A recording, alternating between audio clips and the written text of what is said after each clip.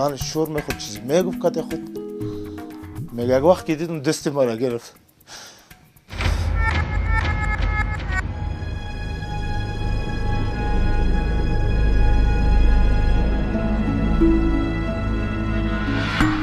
امریکایی صدا بود توی بالا همه منتقام دنی سقامت بینی قسم را کشید بستن کرد چشمی ما را بستن کرد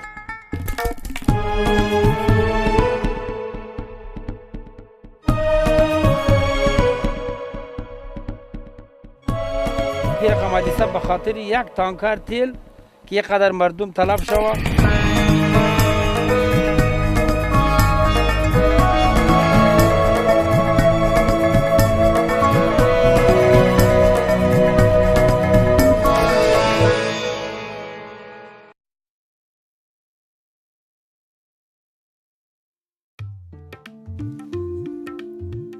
I had dreamed of my homeland.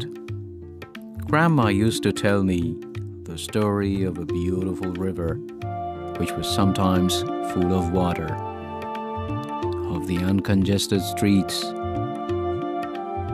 of the people who were kind to one another and lived together happily.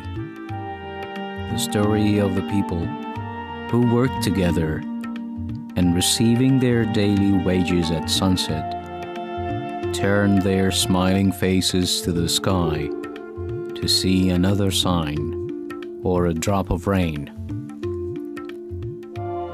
Listening to Grandma's stories, my eyes would feel heavy, and perhaps Grandma would change her pace and tone, speaking slowly, more slowly, and I would fall asleep. In my sweet dreams, I would travel across my hometown, touring the streets and stores full of colorful foods, and enjoying the freshness of the lovely gardens till the morning when I would wake up. I grew up out of my homeland. When I was old enough to make my own decisions, I decided to travel to my country. I did so at a time when most people tended to leave the country. With no tour guide, I took a small camera and began my tour by myself. I set off aiming to record all sights I would see and to write stories which I would years later tell my children. I started my unplanned tour, and this is it. This is the story of my travel to my homeland, which I hadn't ever seen before.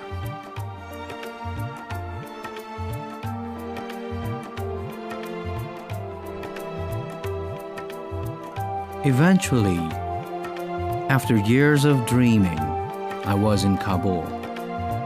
After years of hearing and reading about it, the color of the land and the sky of our neighborhood was quite different to that which I had heard of in Grandma's stories. There was no relative or familiar face. The neighborhood was full of strangers and small homes. It seemed like the plane in whose dream Grandma had brought me up had been sold to the strangers, and they had divided it into hundreds of small pieces. In Kabul, I went to my internet friends. Raib was one of them. I had never seen him, but we had been online friends for 4 years. Throughout these years, he had told me about Kabul, and I had told him about migration. After 4 years, our connection suddenly broke. At first, I thought I may have upset him, but soon I realized that I had been wrong. I went to his parents' home and visited his father. Raib had never told me that his father had lost one of his legs. Later, I learned that in Kabul, it is usual to see men with lost legs, and few people would notice that. Raib's home was located in a long, narrow alley. I had seen this through Raib's webcam before. اسم من مرزا محمد است، ولد قوس محمد، مربوط ناحیه نوی شهر کابل هستیم. فعلا در کتوت میشنیم. از من پسر داشتم به نام محمد رایب. رایب بچه‌ام بود، در سپریم کار میکرد. ما یک شب مهمان بودم در هتل کانتینوتال. ما تقریبا کدام 35 نفر بودن، کلی ما مهمان بودیم. شب رفتیم نان خوردیم یک جا.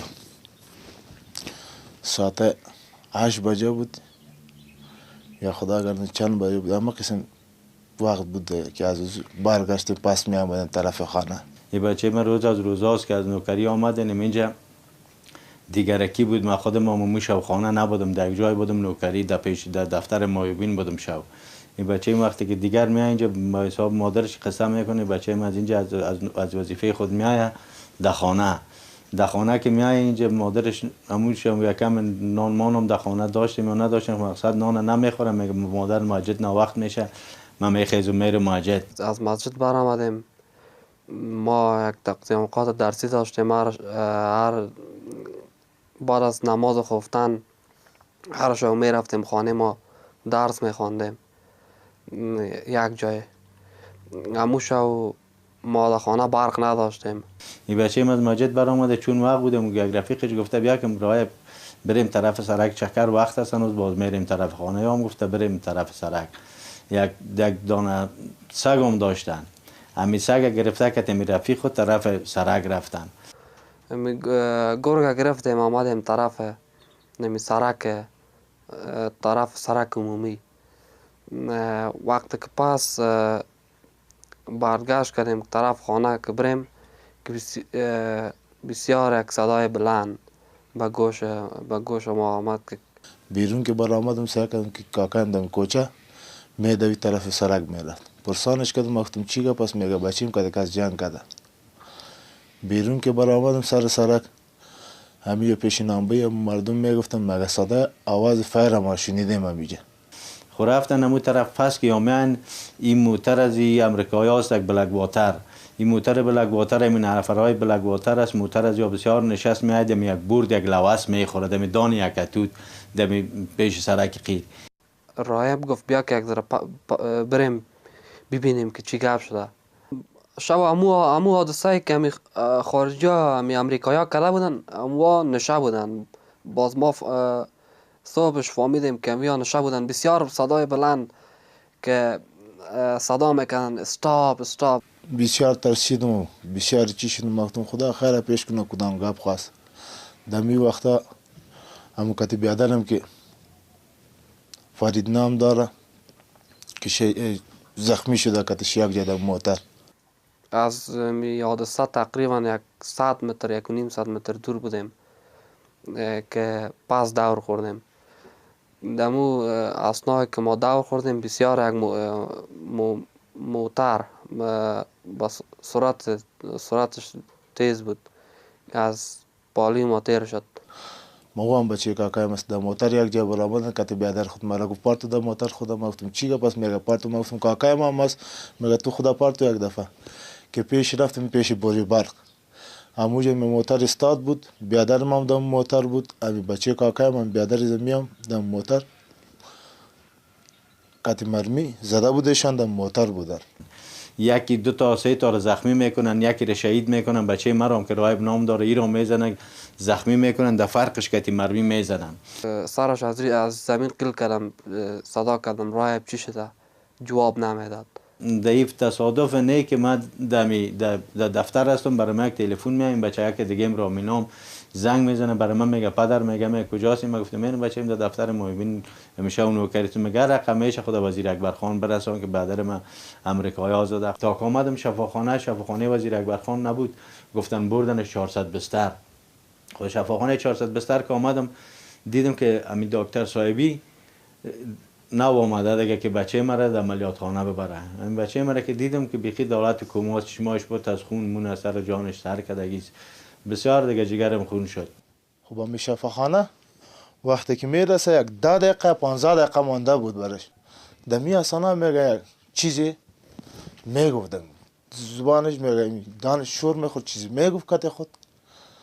میگه یک وقت که دیدم دست مرا گرفت.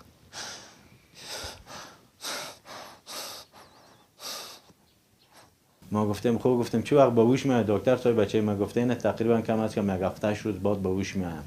یه هفته روز بعدش که تیر شد ما گفتم دکتر صاحب خب به هوش نامد.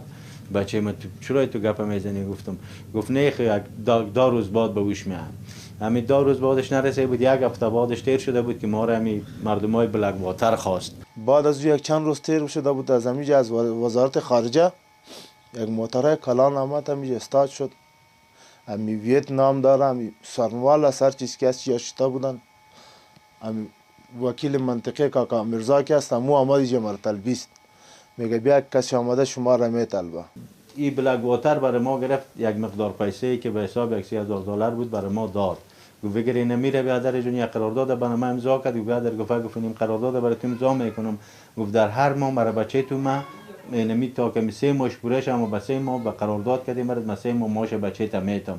ما چون که دیدم که 3 ماه ماش شبته برای ما شاید مکم آرام شم شاید فامیل آرام شه شاید سر پیسه از اون بگیرم یک دکان کنم یا غریبی یا کار دیگه که سرش کنم.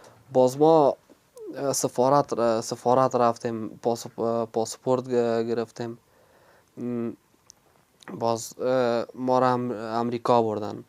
در حالی که ما را دمی امریکا رفتیم دمی شهر ویرجینیا ما را یک روپیه نداده غیر اون خرچ ما را میداد روز $100 ماش ما را میداد که اونجا ما میخوردیم اون روز $100 در شکم خود میخوردیم دیگه تو چیزی برای ما نمیداد که پس آمدیم نه دادگاه امریکا نه مسارن والا نه کدام پول نه کدام پیسه غیر از اینکه خود ما بدبخت شدیم از وظیفه ماندم از کار بار خود ماندم از روزگار خود ماندم نه به امریکا را میشناسم نه کدام نفرش نه کدام دیگه فقط صرف به خاطر نیم بچه میکرد امریکایی کار میکرد بچه امریکایی کشت بلک واتر یکم ارتباط میکرد امریکایی پیدا کردم و 2 دفعه که ما امریکا برد پس آورد حالی جنمی یکتو دنمی جای نداریم هر کس ما را میگه جاسوس امریکا ما نمیفهمیم که سرنوشت زندگی ما چی خواهد شد سرنوشت 4 تا دختر بیچاره ما و سرنوشت مادر معیوبش و از با پدر معیوبش.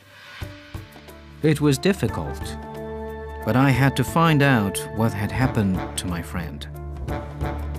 The streets of Kabul are still full of American Hummers and other huge vehicles, which have sure not been made to be passing by civilians. Raib's story is repeatable every day.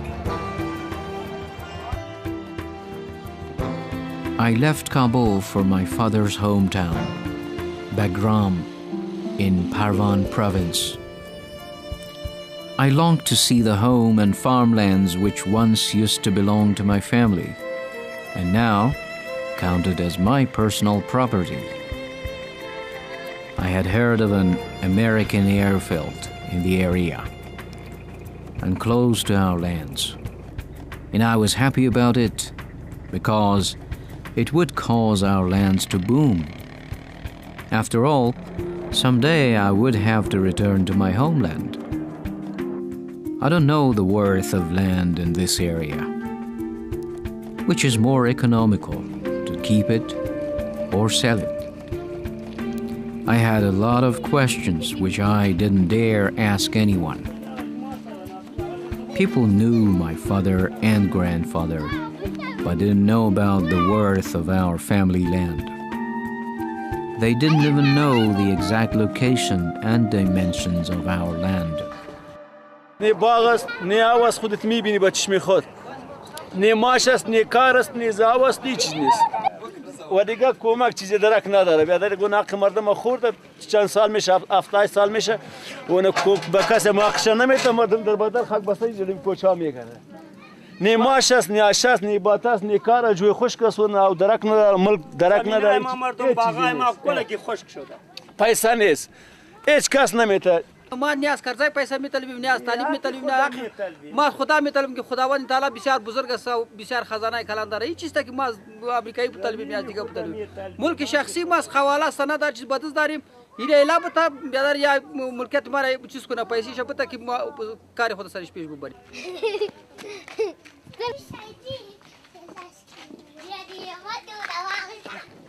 برای ما سال اولم پیسه داد، سال دومشم نیم سالش 6 ماهش پیسه داد. با که ما بسیار روابط خوبیش داشت و ما برای زمینه را دادیم. بعد از او از 1.5 سال بعد ملکیت بارم قید کرد و نه پیسه میده نه خوب نه بعد کل مردم ما حواله بدست داره، سند بدست داره، ملکیت شخصی است.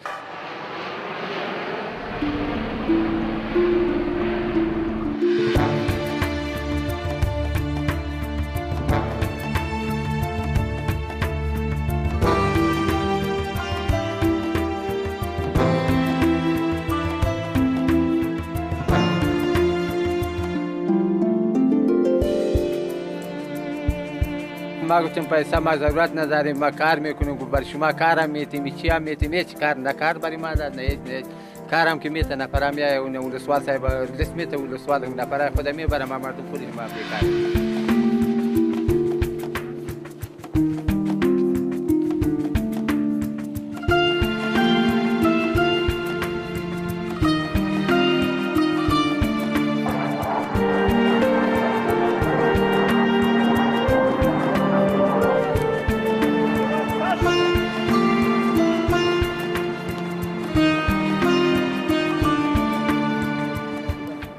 از اون منطقه که گرفت از پل باریکاو این تابانسان خیلی زمینه از ما مردم است.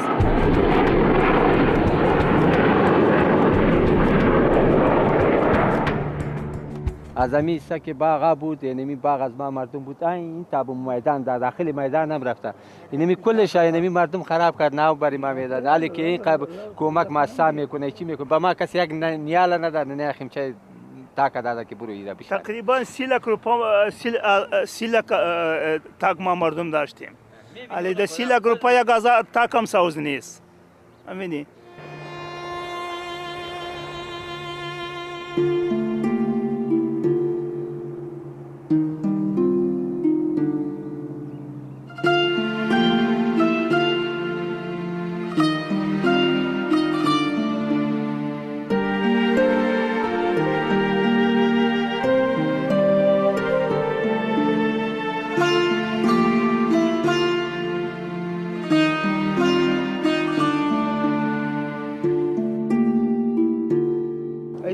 تو بود که ما مردم مهاجر شدیم رفتیم پاکستان و آمدیم پس پاکستان که پس آمدیم که کرزای سر تخشیشت ما مردم که چیزی آمدیم چیزی در کابل بودیم اونجا ماجال پیلان ما اونجا هستیم. این مردم آمدی دستکای ما را برد، دروازه ما را برد که شما طالب هستی، افغان هستی. آمدی دستکای ما را برد، خانه ما را خراب کرد. 3000 امی ما غریب امی خیره بودیم، 3000 تاک داشتیم، علی نمی کشمش ندارن که بخوریم. امی تاکا سر ما مردم خوش کرد. ببینه هر کده اون تو خانه را بیارن کده او را کشیده نمیتونست یوی خواست اون دستکای شهره کده خلاص برد همونطور خانه دقیقش نبود که چه رقم خراب میشه یا چی میشه یا از مردم هستن. اول سر ما مردم خوش کرد.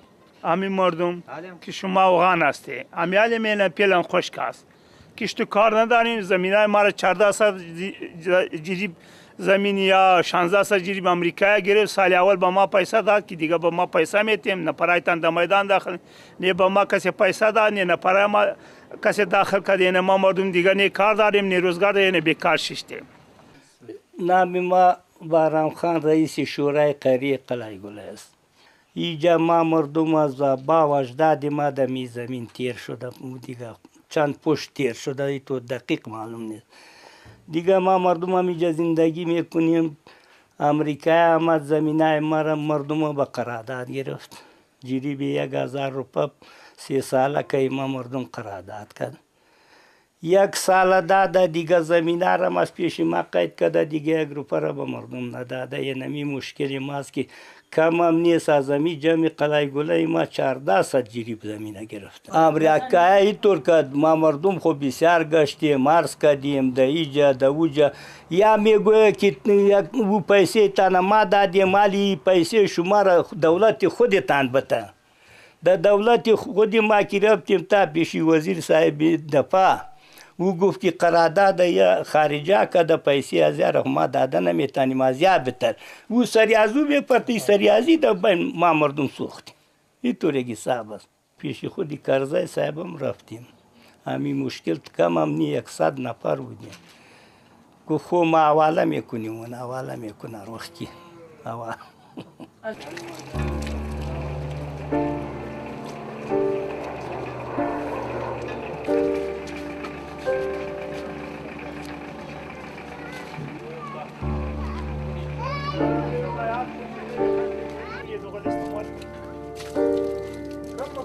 ولیکن امروز لین زمینای ما مردم غار کرده، زمین زراعتی ما را از کشت زراعت مانده، برق از سر ماتیش به طرف کاپیسا رفته. ولیکن باز آن که میریم مقامات میگن شما معطل بکنیم. تا چه وقت ما معطل بکنیم؟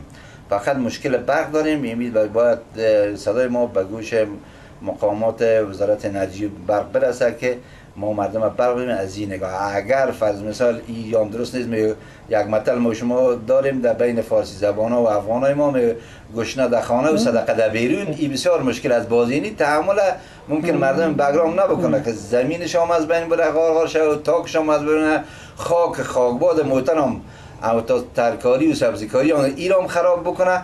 باز برق هم بر از اون نتا فقط سیل باشه که برق بالای سرش تیر میشه او در ریشنی میشنه ما در تاریکی.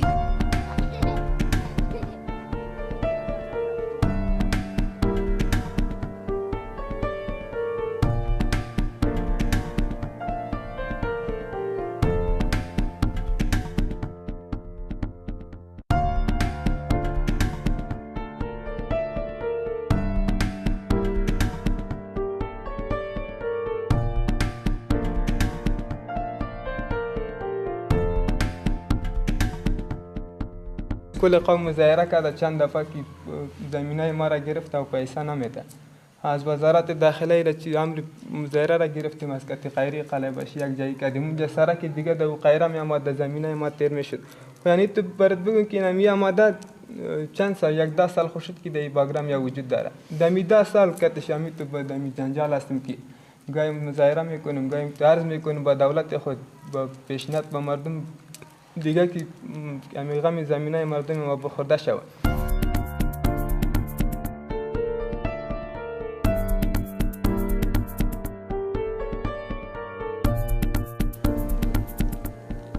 اگر نیو وقت گفت که چه نفر تنها باشه ما دمی کار به میدان میگیریم.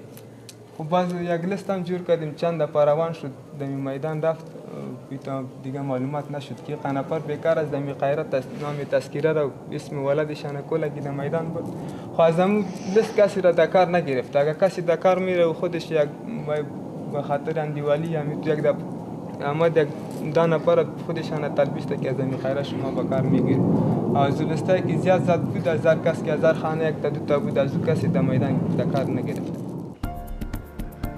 My family land is now the runway for US planes, and I don't know how long I should wait to see it.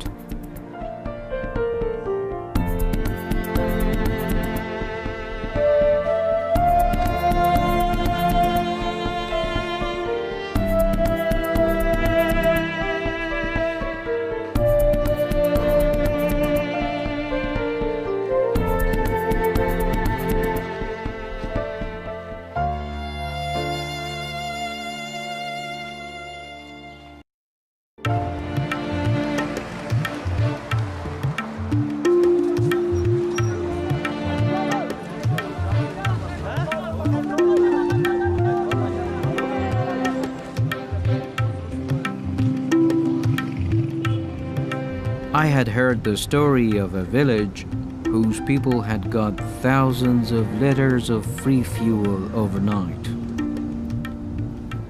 In Afghanistan, fuel is expensive, This lucky event happened in a small village in Kunduz province on a Ramadan night. It was like somebody had sent these people a gift. Thousands of liters of fuel. Thousands of liters of free fuel.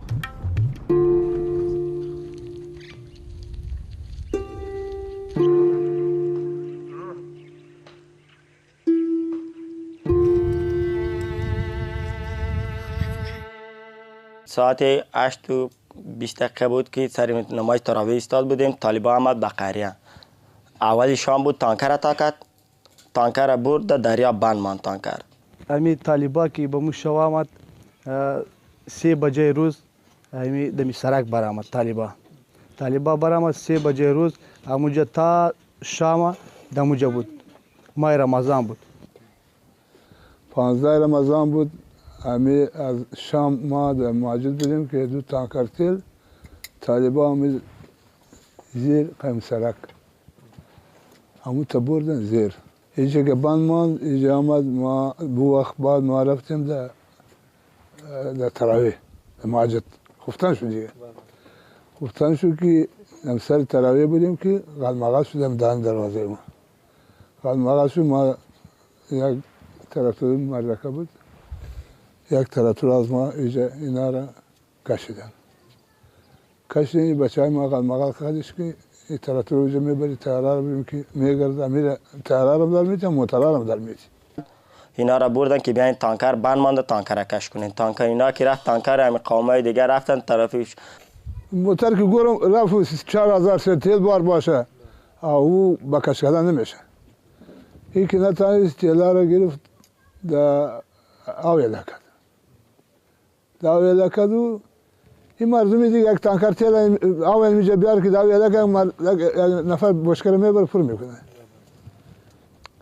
این مردمی نفهم دیگه تیارم میگرده. این را تنی بشکه یعنی همین تراکتور همینجا استوا بود. تراکتور 2 تراکتور هم همونجا بود. این تراکتوری که مردک آمد. این تیاره گشت فقط همی که میدیدی اگر به 11 بجه بم آبته دمی قشتا هیچ آدم نمیمانه.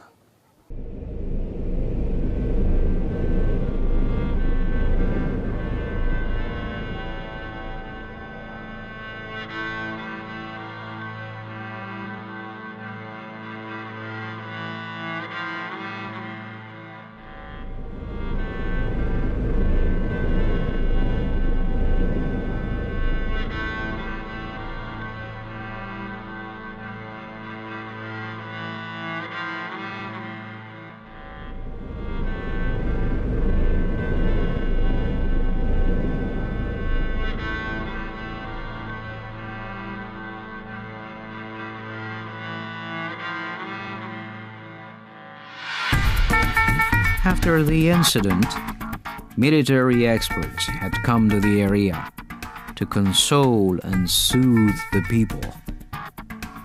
They had even promised to compensate the damages. But later, they had forgotten everything. اینجا برآمدیم مردم برآمد بعد مولوی صاحب گفت که نماز میخوانیم باز سر حدیثه میریم. باز که نماز خواندیم رفتیم سر حدیثه که رفتیم بدر. میبینیم که یک سور است که بخیچ یک وحشتناک حال است که میبینی که شهیدات بیادر خواه است. کسی سر نیست، کسی پای نیست، کسی نصف نیست، کسی گوشت است. تیاره در سر ما میگرده. باز گوشتا را ما جمع کردیم و در خلطه جمع کردیم و در تراکتور در تیل در انداختیم. اینا را خرک کسی مردهش نشناخت که این بچه ماست، این واسه ماست، این بیادری ماست. کسی را نشناخت. وقت که همه حادثه شد یعنی میجا کلش فقط گوسفند که لاندی کنه یعنی برقمی این منطقه را کلش مرده گرفته بود. یگان 10,000 نفر در مصوبه که آمده بود کلش با قدیفه او با بوجا جمع کردیم. با خدا که دست نمیشد، دست که میبردی شاریده میرفت. اینطوری اگه حادثه علمناکی بود که در طول تاریخی حادثه را نه کسی دیده و نه کسی با گوشه شنیده که رقم حادثه به خاطر یک تانکر تیل که یک قدر مردم تلف شوه. به خاطر چی که یک 2 نفر البته شاهدی داده باشه که اینجا طالب است یا چی است. نه طالب بود نه دیگه چیز بود. کلش مردمای بیگناه، یعنی مردمایی که به خاطر یک بشکه تیل آمده باشه دیگه، به خاطر دیگه چیز خونه آمده بود، کدام چیزی دیگه هم نبود که جزی کلان باشه، یک تانکر تیل بود. این مردم تباه شده رفت اینجا. همین شهیدا یکشان معلوم نمیشد. اینجا چند نفر دیگه او که معلوم میشد را با جدا جدا ماندیم. یک تا دو تا سه تا چهار تا با معلوم میشد اونا را جدا جدا بعد ماندیم. او یکیش زخمی بود، 5 روز بعد شهید شد. بعد آوردیم در کابل بود، او را باز اونجا دفن خاک کردیم. یه قبرستانی ها تانم قبل هم سفید چیره می یگان 2000 متر دور و یعنی یگان 100 جریب زمین باشه قبرستانی. شهیدا اونجا جای نمیشد، بازیری جا آمدیم، قای تراکتور برش جر کندیم و اینا رو اینجا دفن خاک کردیم. کسی که معلوم میشه جنسش مثلا او را جدا جدا ماندیم، وقتی می قبرستانیش معلوم باشه که یک صبح پیش ما گم نشوه و دیگهش که معلوم نمیشد جگر اونجا دم یک جمع میتود اون منطقه کلیش یک جرمه کشیدیم اونجا ماندیم. باز او را ما دیم این بچه ما را این بچه کاکای ما این معلوم میشد می قومای خود گفتم امیر جدا بشانه. باز گپی ما را گرفت مینا را برای ما جدا جدا شانده که میاری فعلا ما میش نزیم که این بچه ماست، قبرش معلوم میشه. بچه کاکای ما و اون بچه کاکای ما زخمی بود، سوختگی بود، 95% سوختگی بود. در کابل و 5 روز زنده بود، بعد 5 روز دیگه اون شهید شد کابل آوردیم. 3 بچه او 5 دانه دختر اعظمی شهید مانده که یعنی پدر اعظمی بچه ها بود. ما شهید حال هستیم که در خانهش امی یک جریب زمین هم اینا نداره. این بیچاره یعنی همسایه ماست، قومی ماست، کلشان نمیته در بدر به مکتب یعنی روز تا بیگار مردکاری مردم هم میکنه. یعنی بچه های 60 صغیر مانده، فقط در دروازه از این مردم بود، در دروازه از او برو نان فقط پیدا کردن نانشان با می رقم است. اسم ما اجمل است، بچه عبدالقدیر هستم، مقیره عمر خیل. نه پدر ما نه قاتل بود، نه کسی را کشته بود، نه پشت کسی رفته بود. خوی نمی آچی هم خارجی آمد و پدر ما را زد کشت و ما خودیم صغیره گاو، نه پیسه و نه زمین و نه جایداد و مزدوری مردم را میکنیم، پیسه را خونان خود روزگار را میچلانیم. یعنی دولت هیچ گپ سر خودم شور نداده. نه شهیداره که 130 نفر شهید شد و یک اچیره هم هیچ باچی نکرده، یک باچی پرسان نکرده که باچی تری شد. چی گپ بود؟ گپ چی است؟ تیل چی و چرا اولین داست دا بمی پیچوال اینا و این دا تیلو بانی خدا دی حکومت و شونگم نخبری داله وقت نقص در بدر کرونود دا نقوارو دا صغیران تا وګوره دا کثرت پاتې سو دا څخل تا کومه ګینا در بدر یاستونه.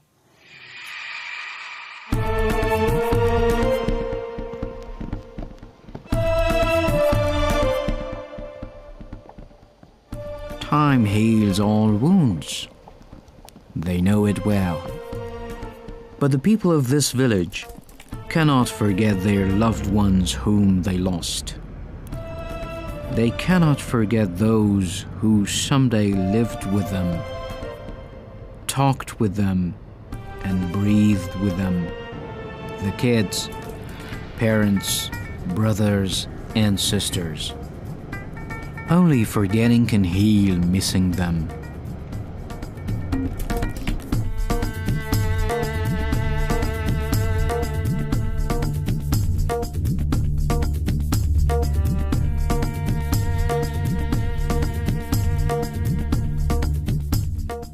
I like to finish my tour by visiting the lovely gardens of Jalalabad and the beautiful road to Peshawar.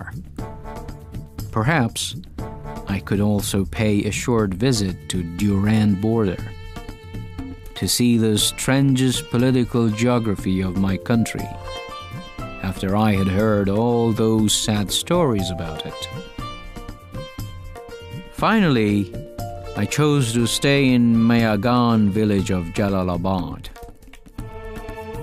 I wanted to stay at a relative's garden and rest for a few days. This village too had a story to tell.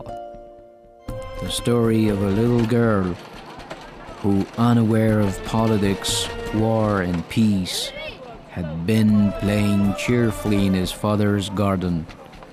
The story of a father whose heart broke forever and who left his home so that he would forget the memory of his little daughter.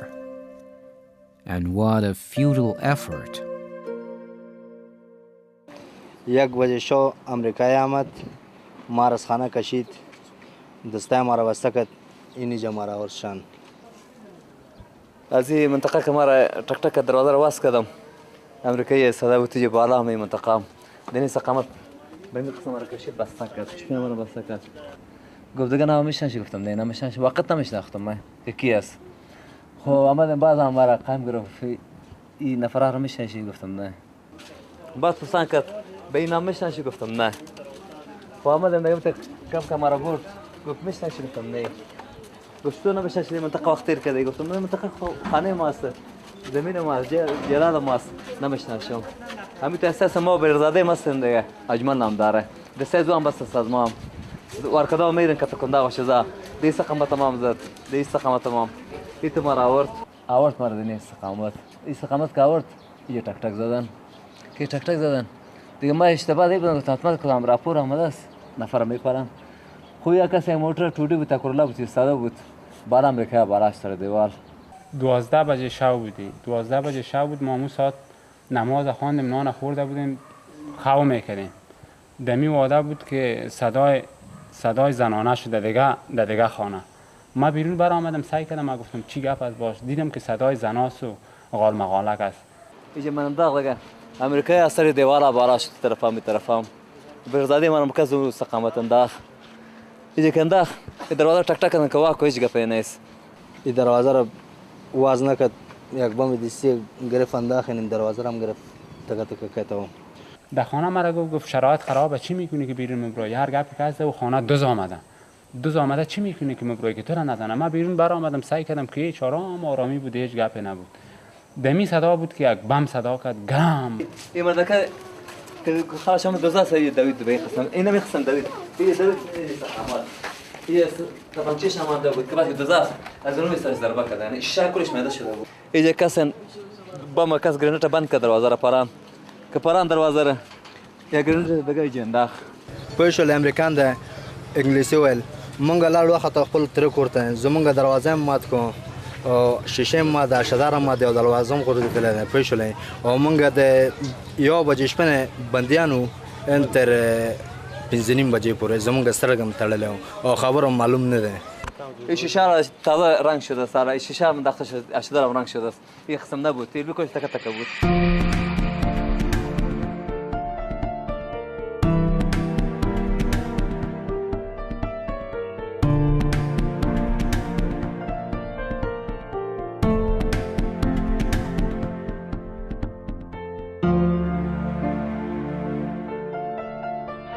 عملیات وکړو د شپې 4-5 بمونه راته واچو، یو مې اوخی مړ شوی په امنیت کې وظیفه لري او یو مې 12 کلنه لور ده او بنګړي د ما وړي دي $11,000 دي، 1.5 لک افغانۍ دي او د ما کور ټول چور کړی، ټول د یوې مخې موږ ټول تباه کړي، کور مکمل چور ده او په موږ باندې د شپې ظلم کړی، ناحقه ظلم کړی او بې ګناه را باندې حمله کړې ده او په موږ خپل د ګناه نه خبر نه یي. تاسو د کلي نه پوښتنه وکړئ که په ما باندې کوم جرم یې راوباسه او کوم شی راوباسه او د ما د کور نه کوم شی راښکلی او زه جرم ولرم، یا سګرټ یا چاقو یا برچا یا سلا او یا دا خلک دي وایي دغه سړی که نه کوم کاره او کوم شی ده، نو زه به وایم زه بې ګناه په ما باندې ظلم شوی، باید د ما د حق پوښتنه وکړي. این دختره که ایجا کس ایجا استقامت گرد شد ورخطا شد بی قسم ایجا برامت این قسم او طرف فرار کرد. یه از دروازه کس برامت ایتا که برامت ای طرف دوید، ای طرف چهار طرف کل امریکایی بود او که فر کرد دختره که زوجه بجای کرد مغزش پات کرد. یو مې اوخی ده یو مې لور ده چې 12 کلنه ده او په ما باندې نه په دې کور کې په دې شپږ کورو باندې ټولو باندې ظلم شوی، په دې ټولو کورو بمونه اچول شوي دي. تاسو پوښتنه وکړئ چې قریه کې پوښتنه وکړئ وایي په څو کورو کې بمونه اچول شوي دي. یو دا کور ده او یو ګلبدین نومېږي دلته اوس ولاړ دی، ته کور ته ورغلی دا کور ده. تاسو وګورئ مړي پراته دي، دا وګورئ دا ظلم. زه څه شی وایم وګورئ ما د ورور سر نشته ده.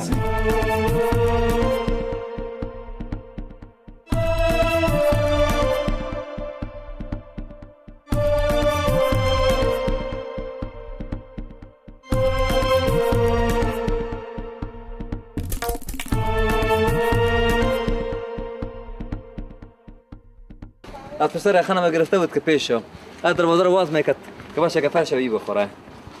برفتم دی سقامت کیس کسرات بیچاره را کلش کشیده دیگه و موتر تکه مرا دیگه دی سقامت استاد کرد دیگه برادری مرا جو استاد کرد این کسرات کلش چی پشت چی قص او چه کردن که مناسبه گفتن که دختره که ما زدیم او را بیار او دختره که اول دی سقامت انداختیم دیگه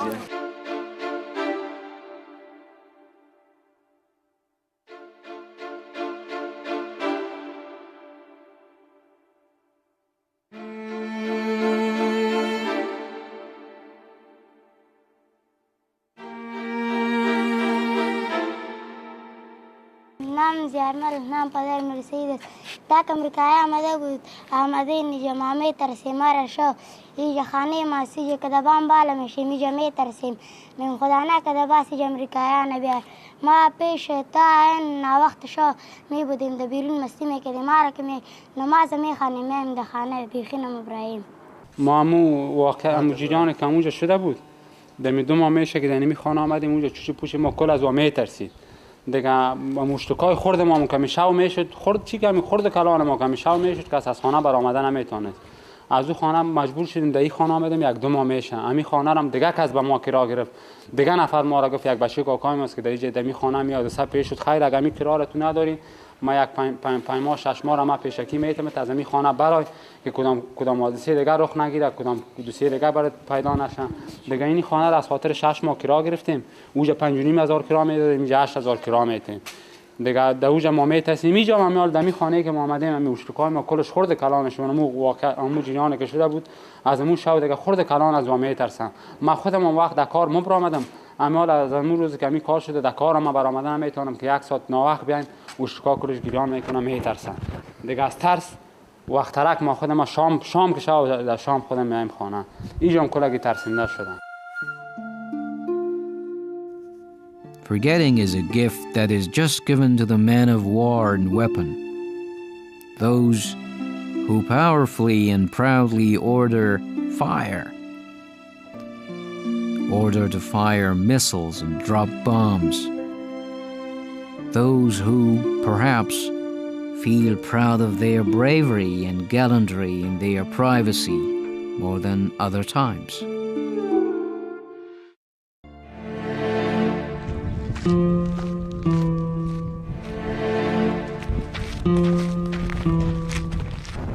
This is a small village out of Shandad in Herat province. I had to see it. It's a small village that lost a considerable part of its population overnight.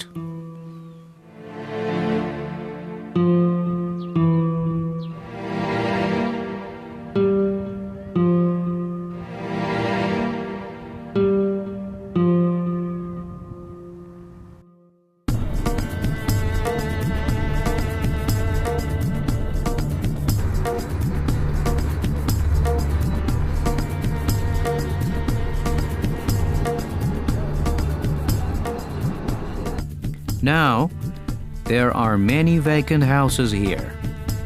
Many houses have been left ruined because there are no survivors to rebuild them. There's a deathly silence everywhere in this village.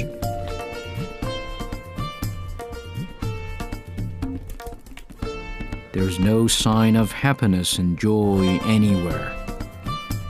It's all closed doors and vacant rooms.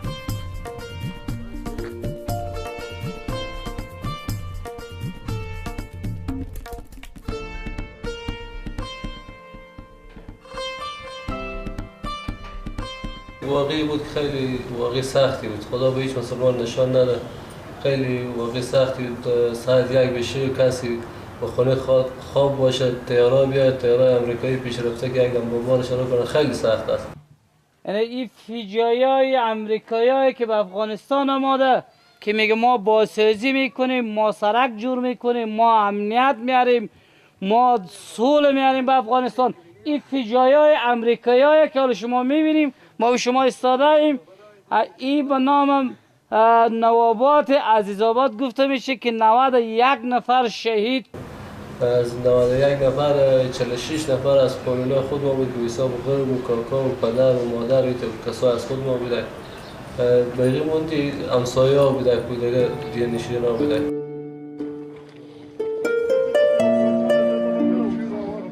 دو دفعه از هیئت خود امریکایی آماده به حساب همین جریان که ما به حساب ملکی بوده و ملکی نبوده و اینجا طالب بوده و چی بوده یعنی دو بار آماده همینجا خود از اینا من اینا رو همین تو خانه به خانه چرخ دادم خرابیار نشان دادم همین قریب نشان دادم حتی به همون خونه یک دفعه از خود اینا گفتم که ما به اون وقت بوش بود رئیس جمهور یعنی به همون خونه به همون رفتار تلفاکا بود و همون خون بود و چی بود همینا رو ما بالا کردم حتی ما گفتم شما سعی کنیم که اینا از تلفاک طالبه یعنی خدا شاید همون امریکایی که همین گفا ما صاف میکرد و میگرفت همون خبرنگار رو تا به گریه شدن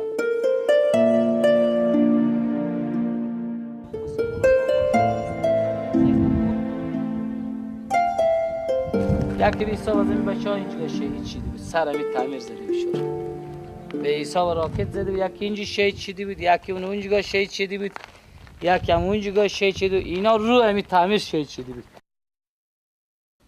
این بازسازی امریکایی هایی که آماده به افغانستان میگه ما بازسازی میکنیم صلح میاریم سرک جور میکنیم به مردم مظلوم افغانستان ما کمک میکنیم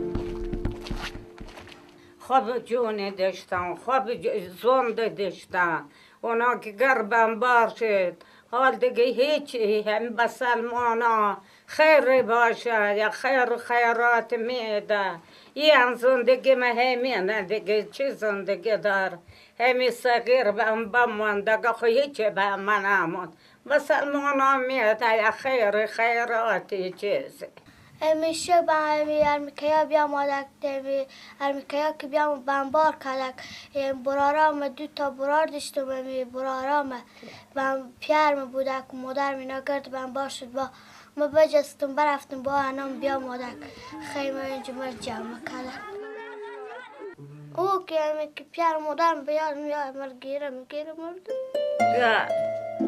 حالی گیره نکو چیه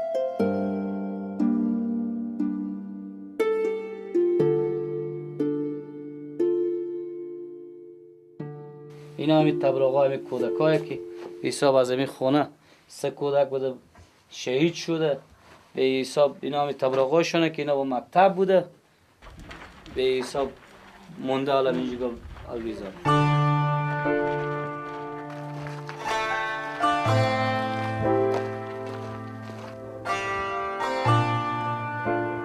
که اینه باز این رئیس جمهور که آمد این رئی کرد به هند این رئی کرد به هند همین تدایی هم بشد تیار نشد دیگه همین شوی هم ولو رخصت کرده فقط این پایین ای دستینه این اصل ای باز برادرش هسته ای به حساب 7 نفر اولاد داشت ای به کلی اولادای از دست رفت که حالا نو زن کرده همون خورتوکک تلفک حالا خدا بزی داده ای هم که اصل برادرش هسته پدر مادر زن بچه یعنی از همین فامیل 18 نفر اینا 3 نفر مونده پام ومس کرده یکی چک ساده براجان خدمه کمک نکرده امو کمک که کرد و هم شوهرم بگیرید با خوزن کرد مرا خونه بیرون کرد این بدبخت ما بدبخت چیکار کردم از یک گونی من نداره که حالی پامش کشته یله ایتو میشه که من برم به این دکتری نمایه من از کجا بیارم بولا این 3 سال میشه که من بدبخت بیچاره میتو پرتم غیق میکشم من جلو ترتم ما تقیق میکشم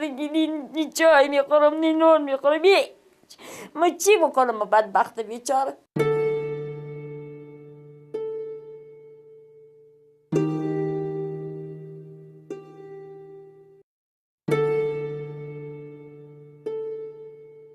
دو تا بچه مانه این سند 17 ساله بوده این 17 ساله بوده این 20 ساله بوده این نوریسی کرده بود که شهید شده این که هسته این کاکا منه سند 85 سال بوده این که او که هست برادر منه از نه ای خدا ای هم کاکا منه ای هم کاکا منه ای هم سندی 70 بوده باشه او که هست برادر منه او از من خورتره.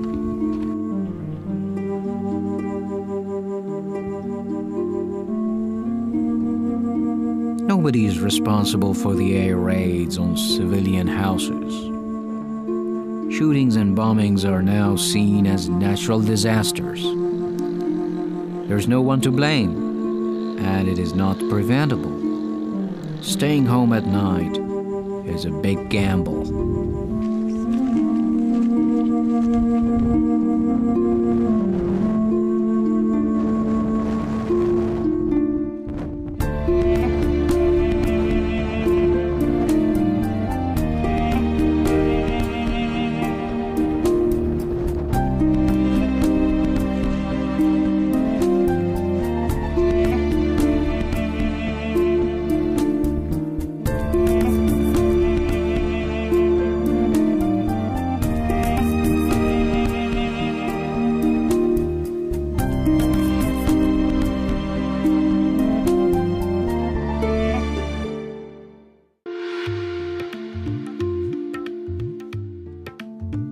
My trip to my father's homeland wasn't over. It remained unfinished, without any results, and without any decision to stay or leave or return.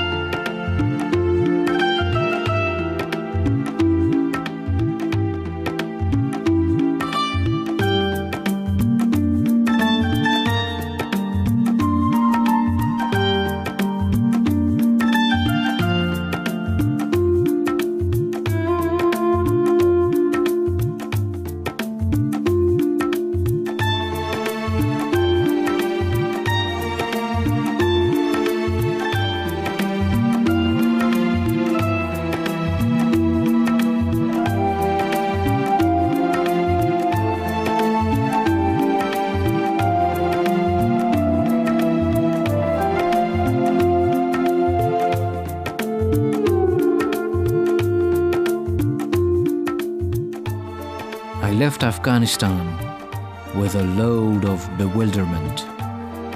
To go back there, I will need more powerful eyes, a stranger heart, and more pitiless ears, or perhaps a new logic to base my views of human being on.